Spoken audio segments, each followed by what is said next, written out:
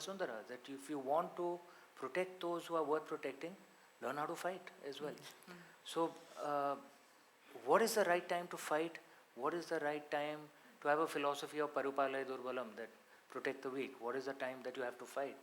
Now, these are philosophies that one must learn. That if inflation is shooting up, parents need to bother about their children, their those who are dependent on them. So I'm just saying, if you have philosophies, it will help you through life and actually do the work that you need to do. We're talking really about the journey of self-transformation, and for you, Sister Jenti, that's kind of been your work for these past 50 years, inspiring people on that journey. How do you think we implement an education system for adults, for young people, that can instill some of what Amish is saying for people who don't have access to this rich Indian heritage that you're obviously drawing on? How can we bring about that wisdom for other people in the next generation? What I'm seeing is that more and more people, whether it's within the educational system or in any other way, are very aware of values and the need for values. What we're seeing is a collapse of values within the current state of affairs. And so that's making us realize that the foundation for life is values. It's the bedrock for any civilization. And so if we want there to be civilization, then I think we have to go back to values. And I think that ancient stories are a great source of inspiration, not just the stories of Bharat, but if you look at any of the stories across the world and legends and myths, they're old stories of the brave and the powerful and the courageous being able to conquer whatever is negative and whatever is false. So this thread of good versus evil and good always winning, that's been a consistent thread throughout history. And so I see that if we go back to sharing stories of values and how values within myself will make me a happier person, then I think that people will be interested and will want to move in that direction. But I see that there are many, many people talking about values now anyway. There was a time when you mentioned how in the early 70s people weren't really interested in meditation. The word meditation had just come into our language again by the end of the 60s. But through the years, meditation's now almost fashionable. And people say, oh yes, I'm a meditator. And they might not know exactly what meditation is, but they use that word. And so I'm seeing that meditation, spirituality, values, these are now more and more part of our narrative. And so we're willing to talk about these things and explore these things. So for me, it means that we're shifting. The culture is moving away from just materialism and materialistic attainment to something which is of a deeper nature and of greater quality. And yes, when you were talking about a life without purpose, a life without wisdom, where is it taking you? It's a very superficial existence, and that can't be satisfying. And what was interesting for me was after the pandemic, so many people not wanting to go back to work which was meaningless, because they're looking for meaning, they're looking for sense, they're looking for something that's going to give them purpose in life. And so again, to me, that's an indication that that's the direction we're going in. So you've obviously done a good job over the last 50 years that meditation has now become the cool thing.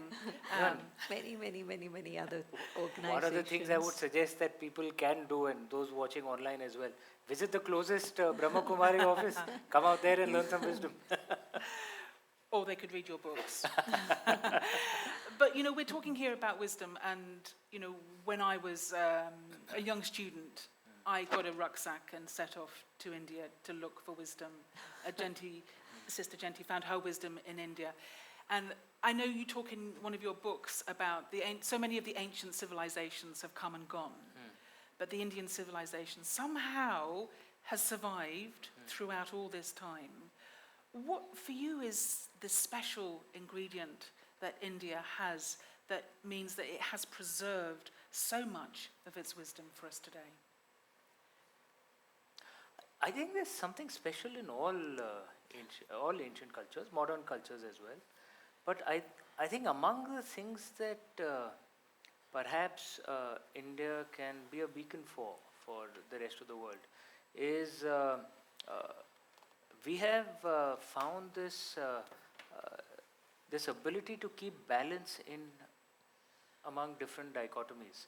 One of the lovely Sanskrit lines which I truly love is Ati Sarvatra Varjai, that extremism of any kind should be avoided.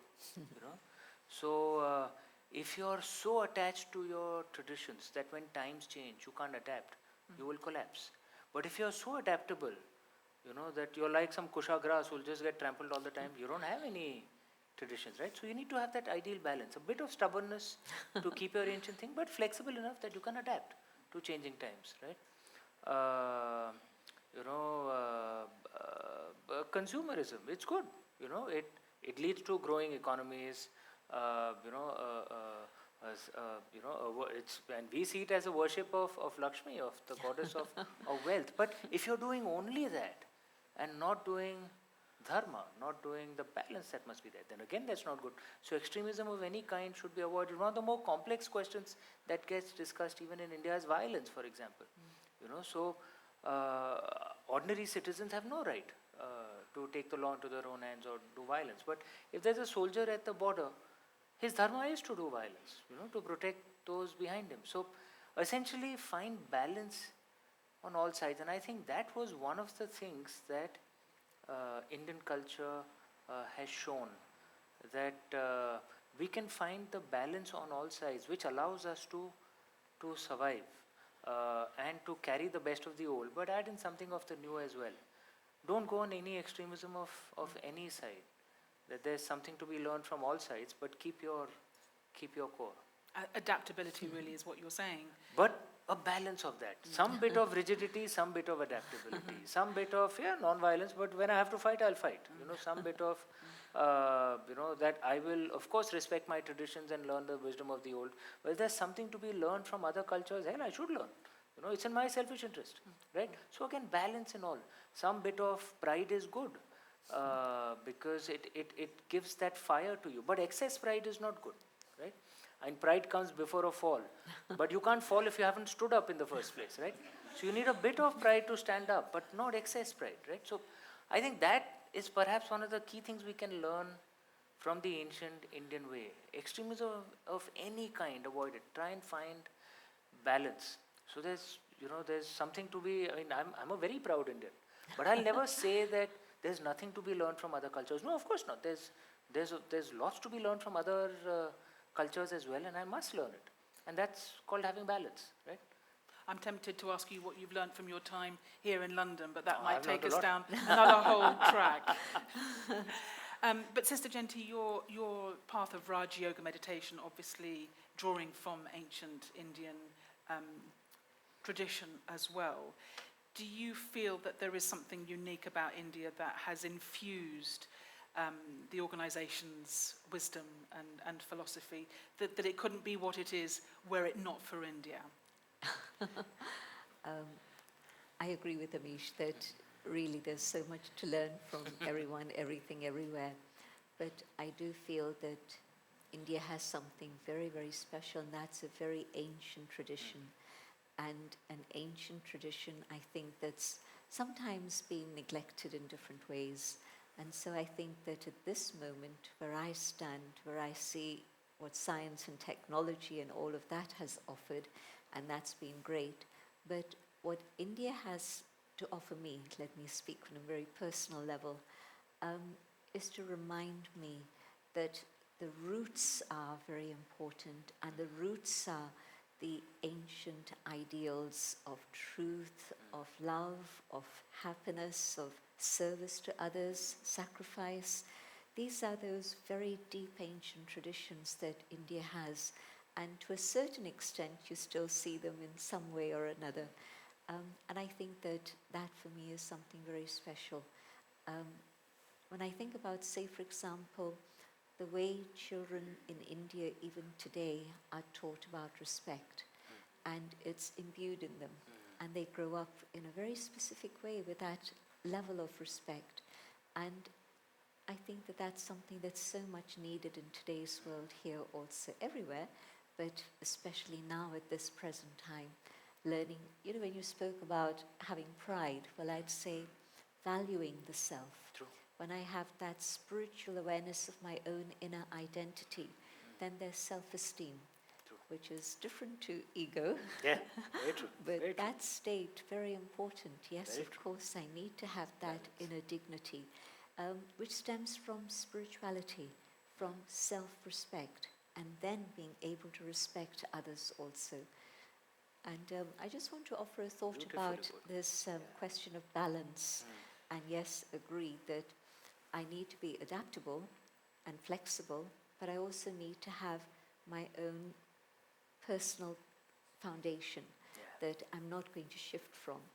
I wouldn't say stubborn, but I think you need to have Yeah. that foundation. Yes. And I think that for me, the fine line between where is it I can be flexible and where is it that I have to be absolutely rooted is the whole question of principles. If there's something that's touching me, that's going to shake me from my principles, well, can I be strong enough to stand absolutely robust and not allow that to shake? And where it's a question of choice, and it's not a question of principles, and so often it is just choices. So, well, let me follow your choice rather than my choice, and maybe then tomorrow you'll be ready to follow my choice too.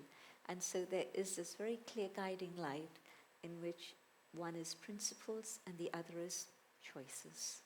How So beautifully put. you create like your own sort of red lines Yeah. that you Yeah. won't cross. Very beautiful. And then in other situations, you can be flexible. True.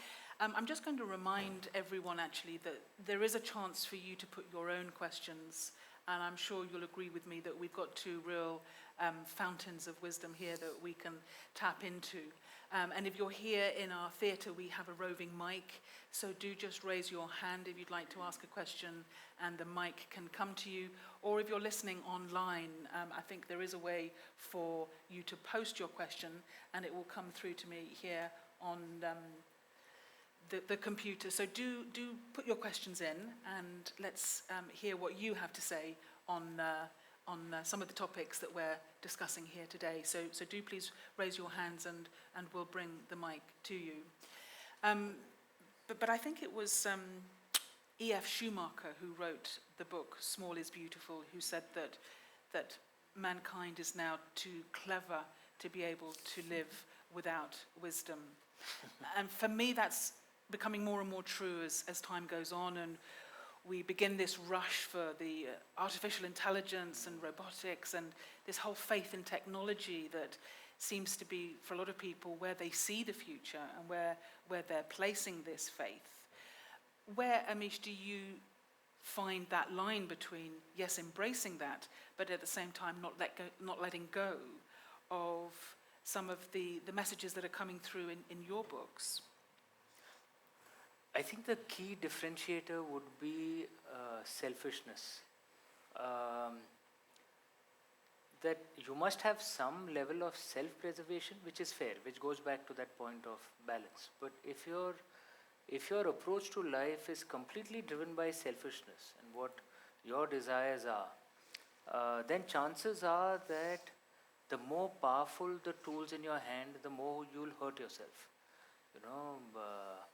Often mobile phones, social media has been used to by many people to hurt themselves even more without realizing it. Right?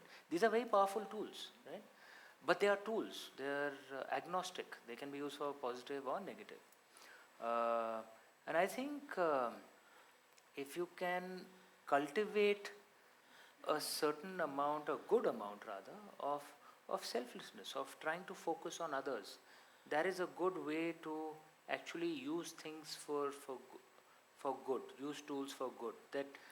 That when you say that you want to experience generosity, it doesn't mean that you want others to be generous to you. You want generosity to flow through you towards others, and then you experience the beauty of that. If you can experience that a bit, chances are then the tools that come in your hand will not hurt you.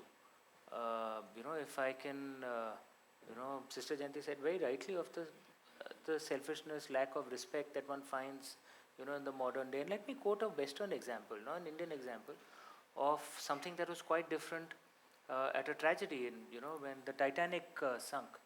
I read this in an article by Farid Zakaria. It's very interesting. We all know that there weren't enough boats, so only largely the first class passengers survived. The others did not survive. What was very interesting though is that almost 95% of the women and children in the first class survived. Guess how many percentage of the men survived in the first class? And I'm talking about the equivalent of the Bill Gates, Elon Musk of that era. They were on the Titanic. 15% survived, that's it. Wow. 85% did not get on the boats. Now, there was no code or anything. It was, all it means is among the richest, most powerful men of that era on that boat just decided we will die, our wives and children will survive. That is selflessness, right? These kind of, if you have that kind of attitude within you, you can experience a bit of the beauty that is there, in our world. What happens in the modern day, you find, is often, you get access to more technology and it's all about what can I get out of it, right? And actually you end up hurting yourself a lot more. You find so many people on Instagram or Twitter behave like how, quote unquote, celebrities used to behave earlier, desperate for likes, this thing, and they get into a spiral because of that. So that technology has actually become a source of negativity because it's driven by selfishness. It's in your interest to not be over selfish if you see it from a longer term perspective. It's true that it has fed this culture of me, my self-image. And it is actually not in your own long-term interest to be that way.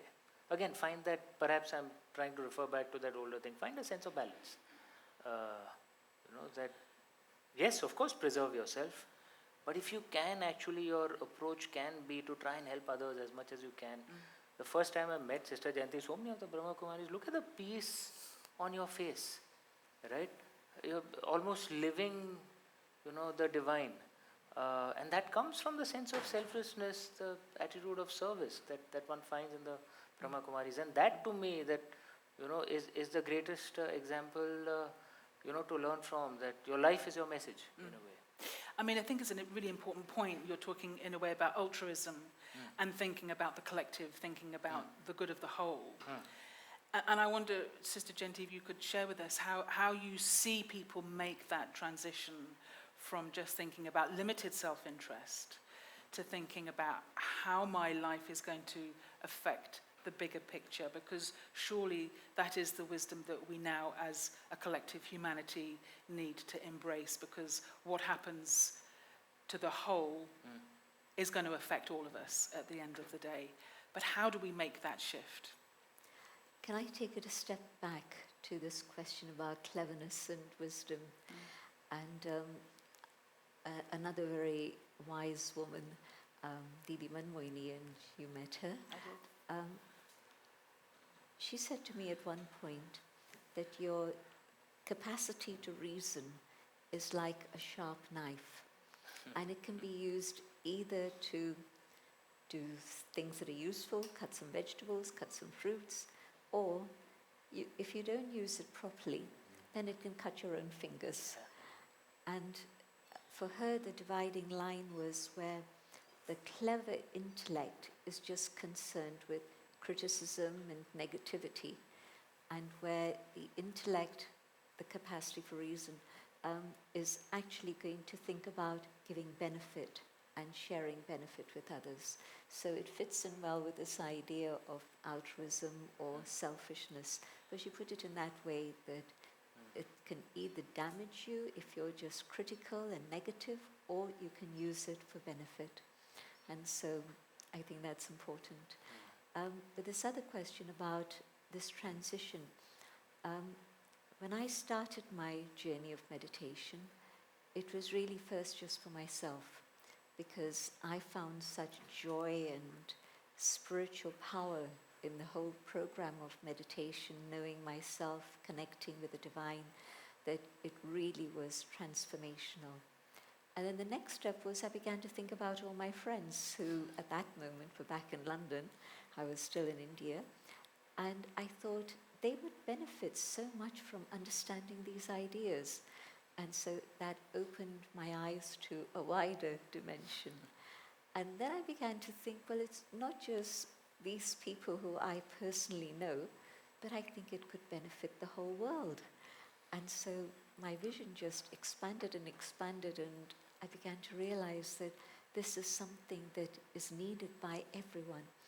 And at a certain point, when I had decided that this is to be my life, the founder, Brahma, I had the good fortune of meeting him many times.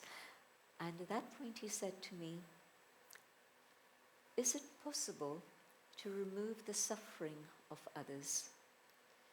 And he was 92 and I was 19, so I didn't have any answer. And so I waited for him to tell me. And he said, yes, it's possible.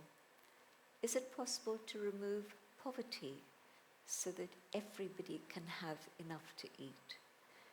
And again, he said, yes, it's possible. Is it possible to have a world in which there's no illness? And again, he said, it's possible. And I was interested, just listening.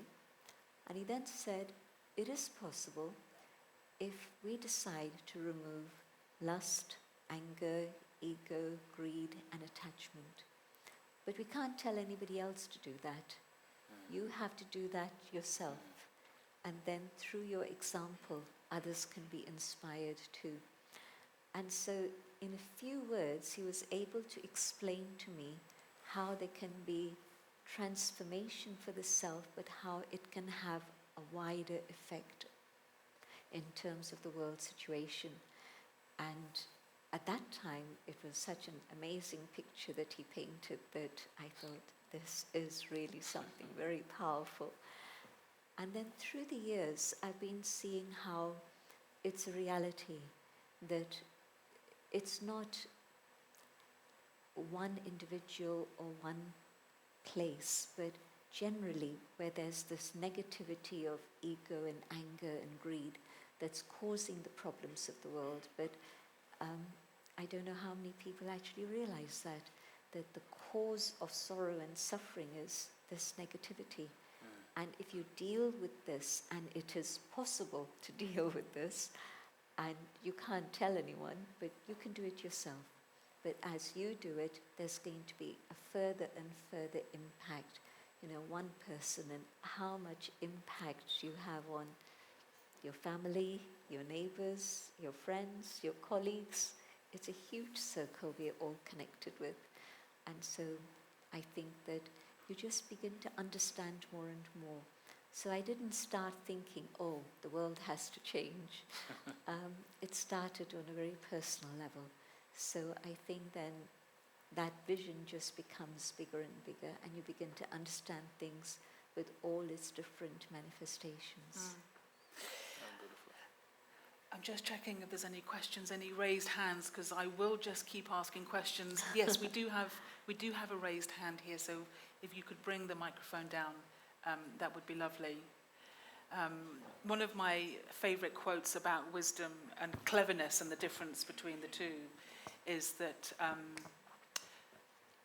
to know that a tomato is a fruit is to be clever, but to know not to put the tomato in a fruit salad is wisdom. Which I thought was rather lovely. But in cultivating this wisdom, I mean, Sister Genti has set out this, what on the surface seems a very simple solution, which is to look at these 5 internal drivers of anger, greed, ego, lust, and attachment. 5 very small words, but a lifetime to deal with them within ourselves. But let's just hear what our questioner has got to say or to add to that. Yeah, do please ask your question. So lovely to see you. About, I think 2011, you said to me once that our value of our life is determined by the actions that we create. So fast forwarding 12 years, I've sat in front of several world leaders, and I've been able to, I reflected on that statement that wisdom that you shared with me several times.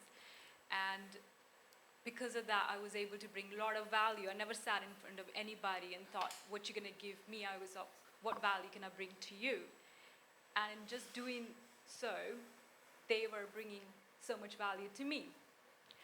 So that's been really wonderful. I'm curious if you have anything further to share with me. What's that one value that we have to bring to this world that will make a huge impact? And then I can transform my life further. It's a lovely question. I have one question to this brother here too. I was born and brought up in India. I moved here 22 years ago. How come our country has become so racist?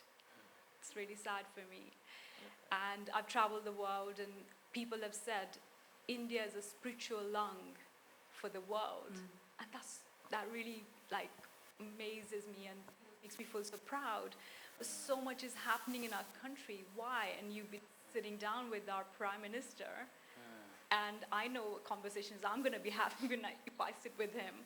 But I'm curious, if you have conversations with him, how come our country could be the biggest beef producer in the world? How did that happen? Thank you. Thank you so much for your two very interesting questions. And I wonder actually if your answers are going to be related. If we can come to you first, Sister Genti, what one value would you put forward that could make a difference?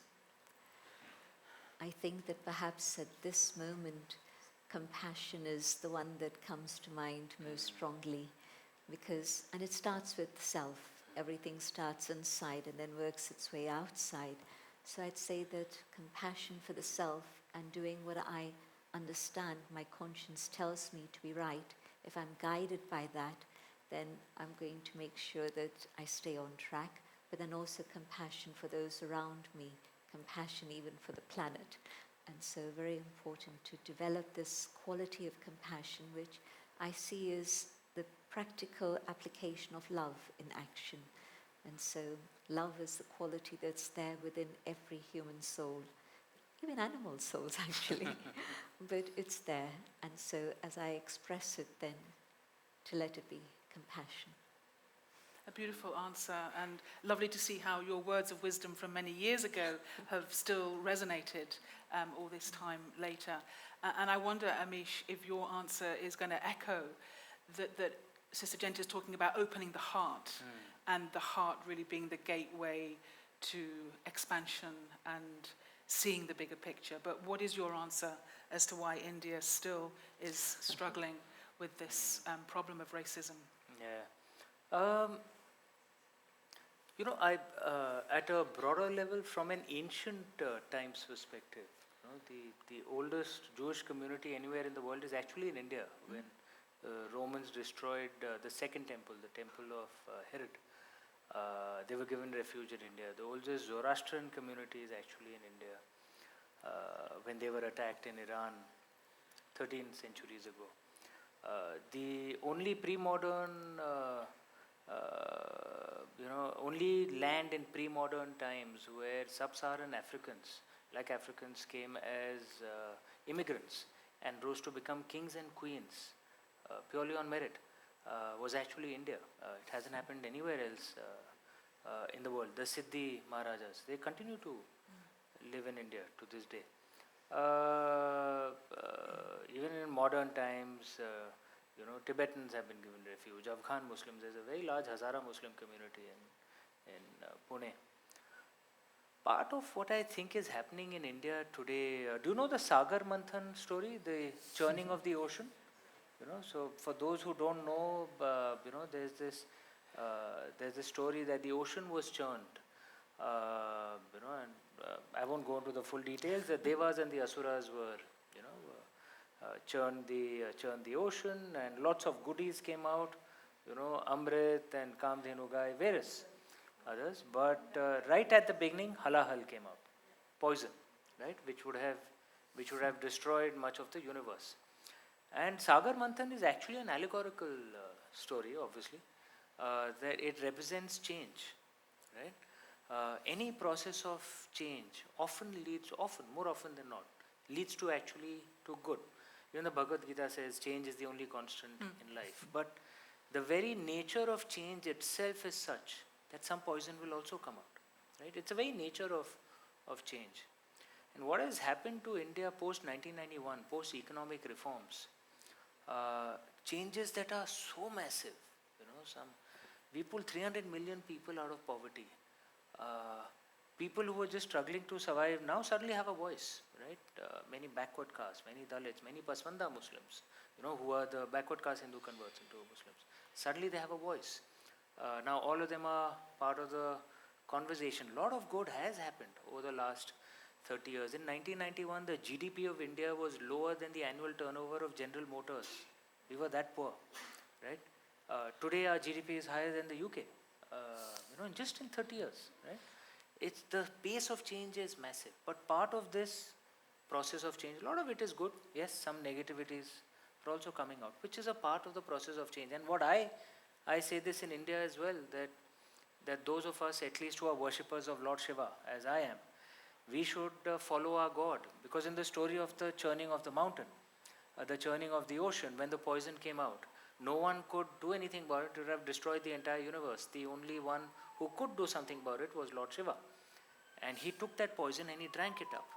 But that poison was so strong that even he couldn't let it go into his body. So his wife, Goddess Parvati, helped him and it was stopped at his throat, which is why Lord Shiva's throat is blue. You guys know that, right? He's called Nilkant. This is the story behind it.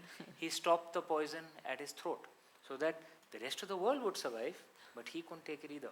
So my suggestion to those of us in India, at least who are Lord Shiva worshippers, follow our God.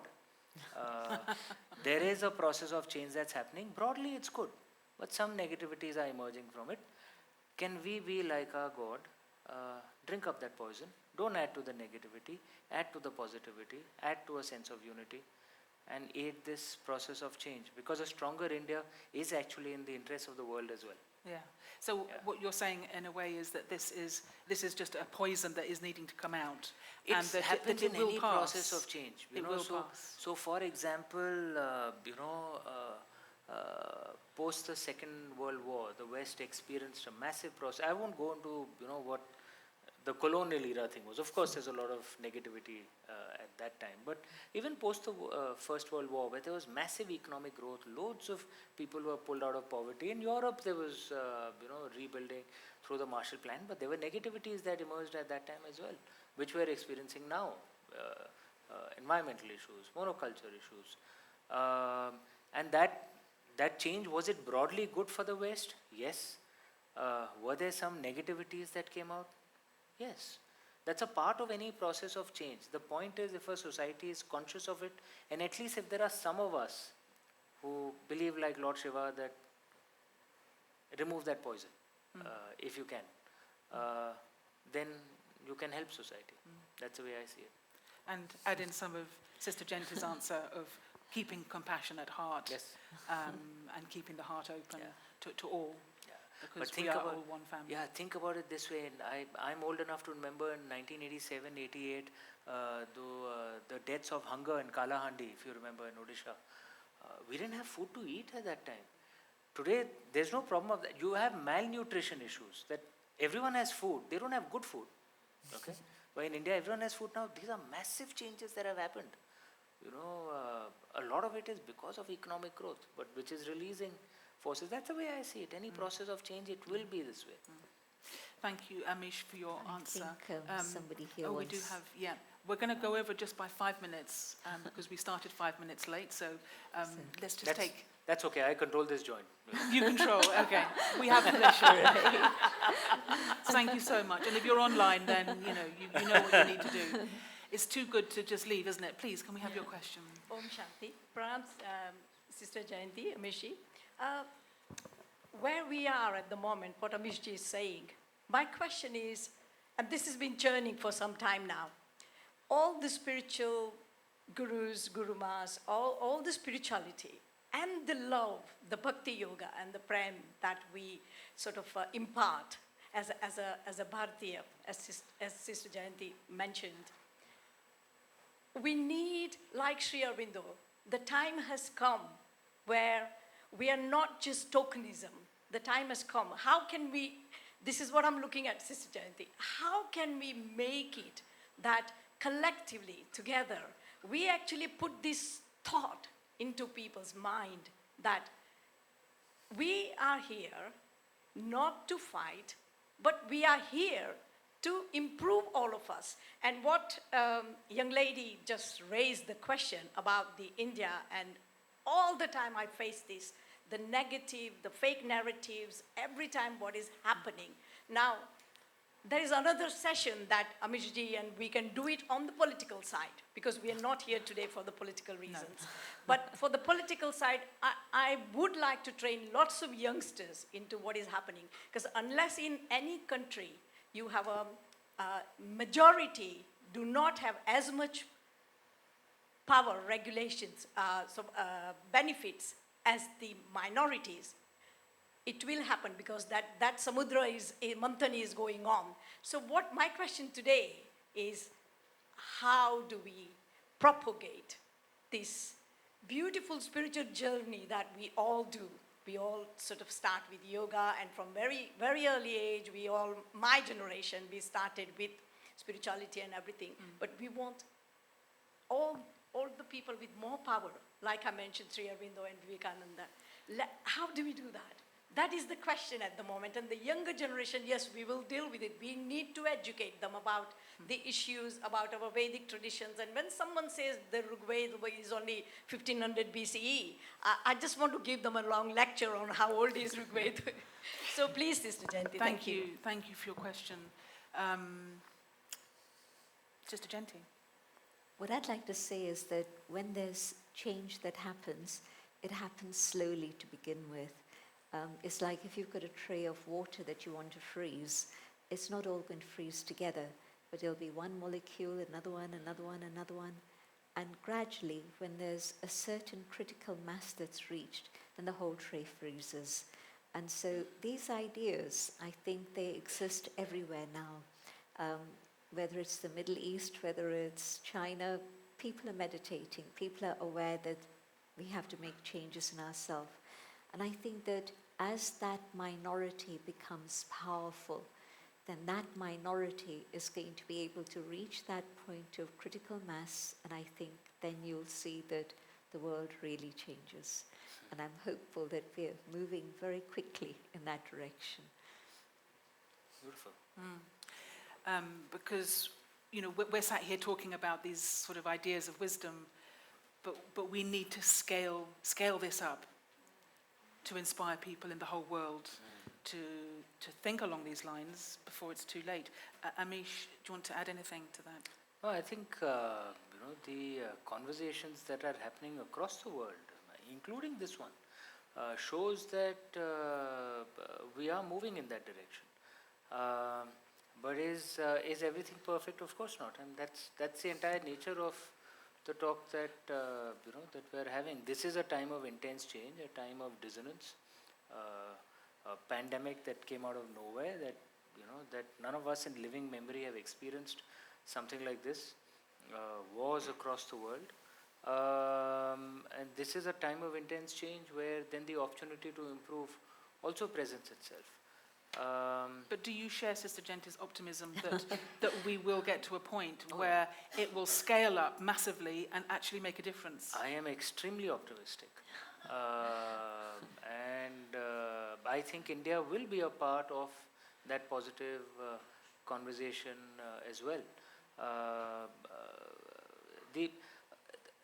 And I won't go into the details of how the Yuga system is. Of course, Sister Jayanti knows that. But there's the declining Kali Yuga, and then the ascending Kali Yuga, and then you rise to. It's actually not supposed to be a circle. It's kind of like a sine curve.